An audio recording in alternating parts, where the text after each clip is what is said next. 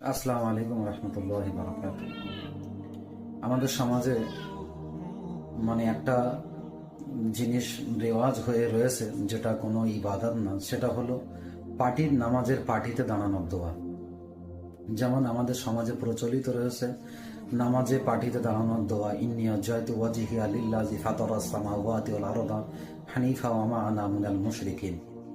আমরা জানি এটা নামাজে পার্টিতে দাঁড়ানোর দোয়া, কিন্তু এটা যে নামাজে পার্টিতে দাঁড়ানোর দোয়া, এটা কোরআন এবং হাদিসে কোথাও নেই। অথচ আমরা আমাদের সমাজে এটা বহুল প্রচলিত যে ইন্নী ওয়াজ্জাহতু এটাও নামাজে পার্টিতে দাঁড়ানোর দোয়া।